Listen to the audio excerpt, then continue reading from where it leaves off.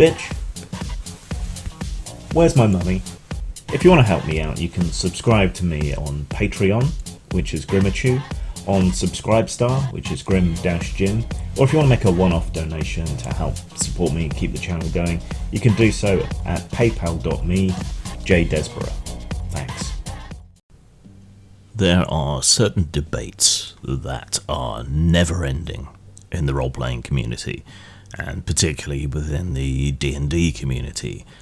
One of those is the issue of alignment. Broad categories that define your character, whether they side with good, whether they side with evil, whether they side with law, whether they side with chaos, and whether they're neutral on either of those axes. One of the few things, and perhaps even the only thing, that the Palladium role-playing game system does right is replacing these with principled, scrupulous, unprincipled, anarchistic, aberrant, miscreant, and diabolic, under broader categories of good, selfish, and evil, which always struck me as a better way of defining your character. D&D, meanwhile, has had law, chaos, good, evil, and neutral. And this has been a metaphysical underpinning of the game since forever. Certain creatures, certain monsters, certain beings are inherently and innately evil in Dungeons & Dragons, or have been. There are evil gods, there are chaotic gods, there are chaotic evil gods, and so on. They exist to create havoc and mischief through whatever metaphysical underpinnings run through that. But D&D seems to have decided to do away with alignment, and one of the first places that this has really been felt is in Van Richten's Guide, in Ravenloft, a horror setting with mostly unambiguous evil entities in it, whether the Dark Lords or the creatures behind them.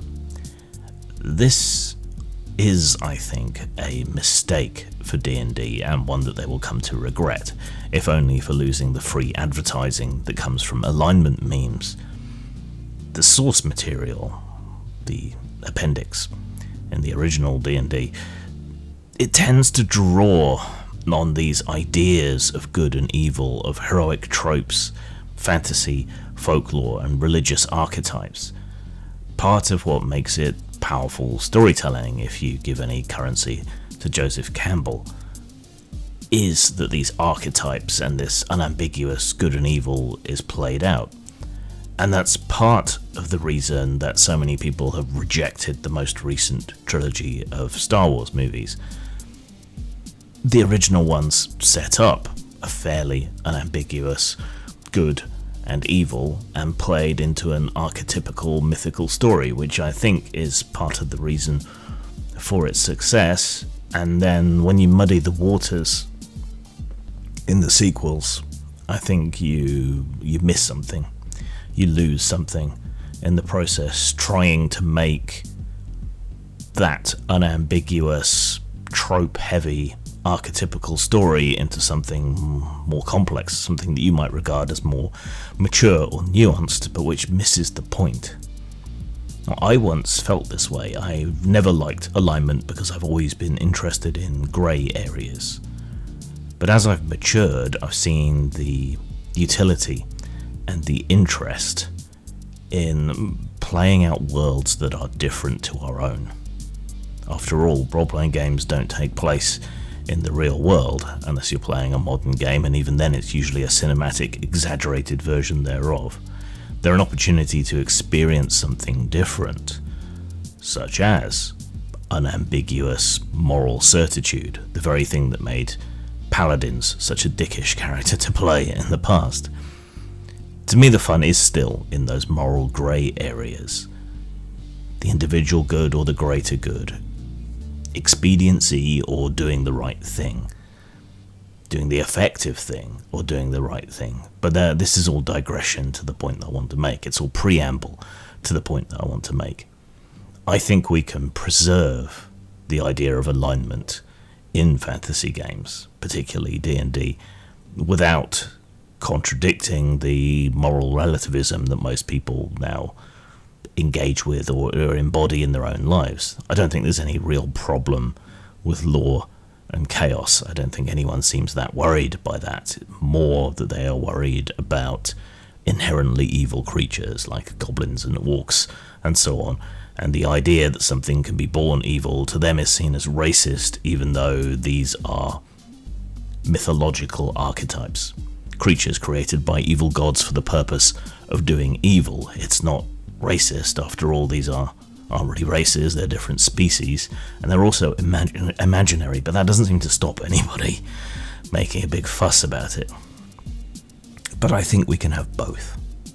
So we all have moral and ethical structures in the way that we view the world, things that we see, if you were to put it in shorthand, as good and evil, as indifferent, perhaps.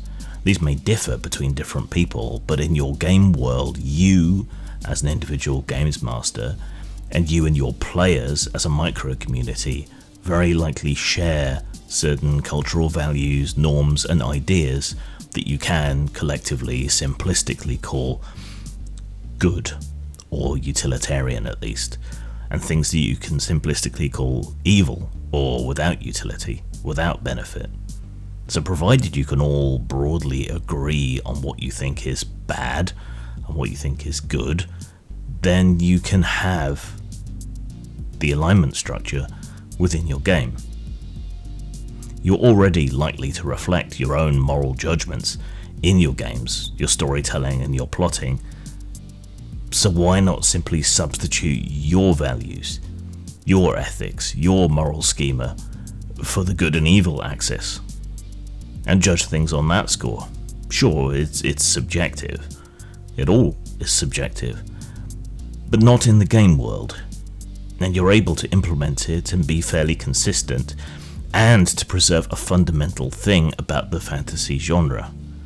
Things being bad, evil, wrong, a transgression, an outrage to the moral and ethical order.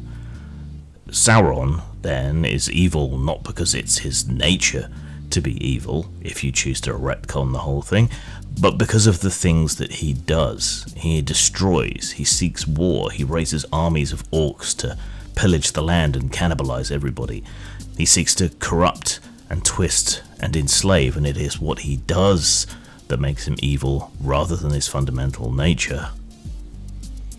But in effect, there's no real difference. Nature is full of horrible things that from a human perspective are evil, and in a fantasy game, a fantasy genre, a place with metaphysics such as we find in that, then those things can be evil. The ichneumon wasp that lays its eggs in a living caterpillar that then burst out of it and eat it from the inside out. The ichneumon wasp isn't evil, it's just in its nature to do horrible things, but from the point of view of the caterpillar, that's pretty fucking evil. And in your world, maybe things like the ichneumon wasp, or orcs, or goblins, or trolls, or ogres are manifestations or expressions of evil. Even if you don't choose to take it as a metaphysical evil, maybe it's just their nature. But this isn't irreconcilable. You don't have to make universal judgments about what is good and evil in game world. You can still publish, you can still give things alignments and have them defined by their actions, the things that they do, rather than their fundamental nature. Not that that's going to happen. That would require some genuine nuance and thought. Zang. "Rrrr," said the grinder as it chewed its way through Alice, from the crown of her head all the way down to her toes. It ate the lot of her, unfussy, snout to tail, and cleared its plate. It gnashed its way through her dress, her pinafore, her shoes, and her unmentionables. It chewed her hair, devoured her scalp, gobbled up her arms, wolfed down her legs, gorged itself on her torso, noshed on her skin, and gulped her down without so much as a burp to show for it.